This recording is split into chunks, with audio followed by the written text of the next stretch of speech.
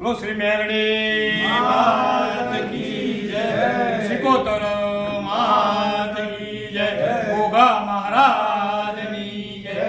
કારણ કે ઘોઘા મહારાજ એટલે આ ધરતીનો ધણી છે અને એની ઉપર આખી આ દુનિયા છે અને એ આપણને એવો સાથ આપે કે આપણે આગળ એટલા વધીએ. બરાબર, એકદમ તમારો પણ સાથ સહકાર જોઈશે. પૂરો પૂરો ફૂલ ફૂલ હા ને ફૂલ ફૂલ. બરાબર, લો ભાઈ અગરબત્તી ત્યાં આગળ ગયો. વેટ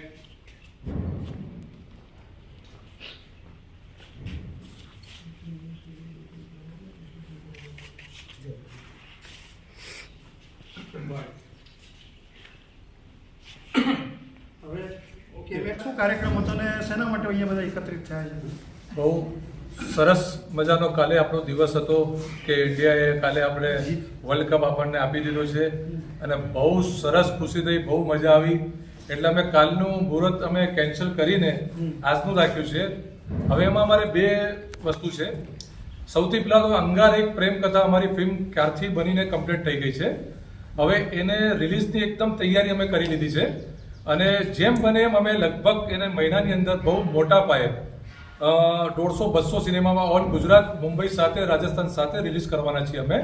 અને એમાં એઝાઝ ખાનભાઈ બિગ બોસ વાળા છે, મુંબઈના ઘણા આર્ટિસ્ટ છે, હું છું, જીલ જોશી છે, મમતા સોની છે અને મારા અત્યારે રિલીઝ કરવા માટે સપોર્ટ કર્યા છે અમારે સિંહજી છે અને એક આપણા જટુબા છે. આ બંને મારા અત્યારે રિલીઝમાં બહુ મોટા મોટા મારા પાર્ટનર કો, મારા હમદર્દ કો, જે બી કો બહુ સપોર્ટ મળ્યું છે. બીજું મારા ગુરુના મારી સાથે આશીર્વાદ છે, કલાપી વ્યાસના. અને એક ગુજરાતીમાં એક્શન પિક્ચર તરીકે અમે એક સત્ય ઘટના ઉપર અમે અંગાર એક પ્રેમ કથા બનાવી હતી, પણ હવે અમે લવેરિયો પિક્ચર બનાવી છે, આખી જુદી જ અલગ છે. પણ હવે અંગાર માટે અમારા સિંહ સાહેબ બી કંઈ તમને કહેવા માંગે છે, તો ઠીક છે. અંગાર બહુ સારી ફિલ્મ છે અને એની શૂટિંગ પણ બહુ સારી તરીકે થઈ છે અને લોકોને મિનિમમ એક વાર તો જોવું લાયક છે.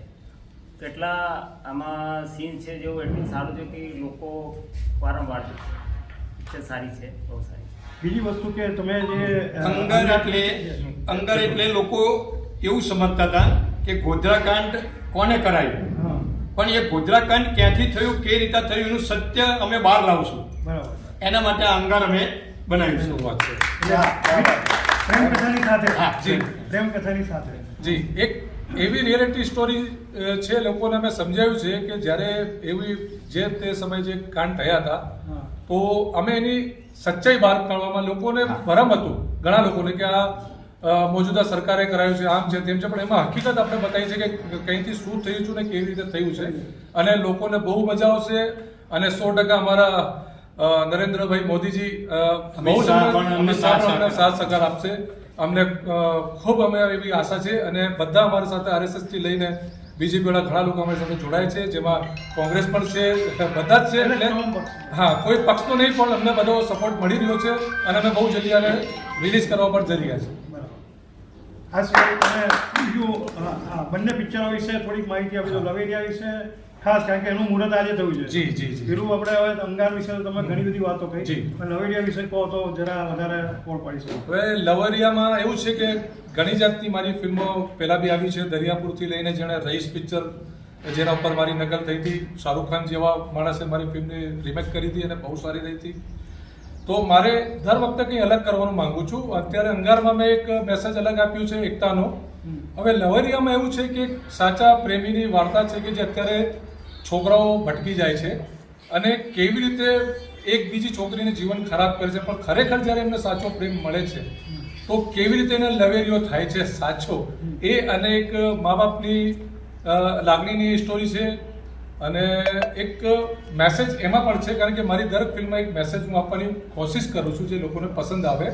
એમાં ફાધર મધરનું સારું છે, એક લવ સ્ટોરી સારી છે, સોશિયલ ડ્રામા છે, ઘરેલું છે, બધું જ છે અને સારા સોંગ છે.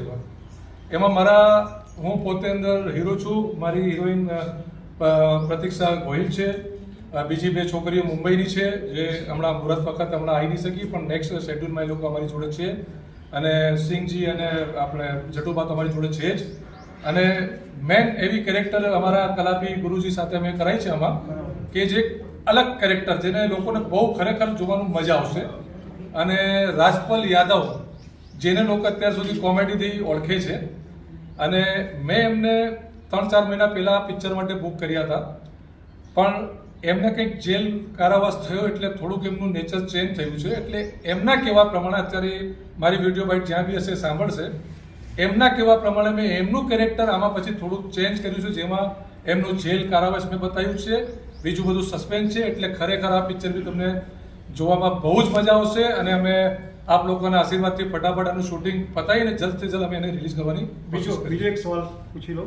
કારણ કે દરેક અત્યારે ગુજરાતી પિક્ચરોને ને દરેક જણ એમ વિચારે કે ક્યાંનું શૂટિંગ છે, એટલે આઉટડોર શૂટિંગ કયા સ્ટેશનનું છે એ જરા ઉલ્લેખ કરજો તો લોકોને રસ જાગે. સૌથી પહેલાં તો અમે અહીંયાથી યુએસનું અમે વિઝા મારું તો ઓલરેડી લાગી ગયું છે. આમનું કલાપીજીનું હમણાં હોલ્ડ ઉપર છે. જટુબા પાસે તો પહેલાંથી છે જ વિઝા, એટલે કોઈ પ્રોબ્લેમ નથી.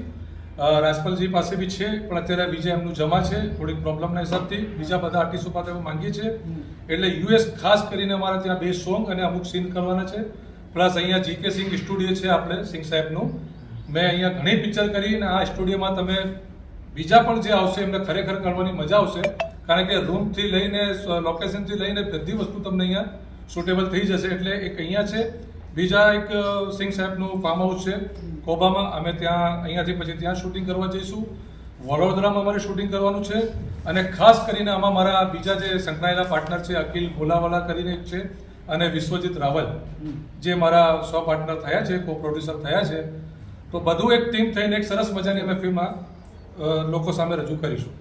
જટુભા, તમે આ ફિલ્મ વિશે શું કહેવા માંગો? હું જે આ લવરિયા બનાવવા જઈએ છીએ ને, એ એક સંદેશ એવો અમે બહાર પાડ્યો છે કે 20 વર્ષની દીકરી કરે, મા બાપ ઉછેરીને મોટી કરે, અને પછી એની ઈચ્છાએથી એ જતી રહેતી હોય છે, તો એ રોકે અને મા બાપનું સાંભળે, અને મા બાપનું સાંભળી અને મા બાપ કે ત્યાં જે જોડાય એ મેં વધારે આમાં જોઈન કર્યું છે. એટલે પબ્લિકને એવું લાગે કે ના ભાઈ બહુ સરસ, એક વખત જોવા જેવું છે એ, કે ભાઈ મા બાપને દીકરીને મોટી કરવામાં તકલીફ તો મા બાપને જ પડે છે, પણ એ મા બાપ કે ત્યાં જ દીકરી જાય. એટલે અમે પાછળ એક નાનો બનાવવાના છીએ કે ભાઈ દીકરીને ગાય દોરે ત્યાં.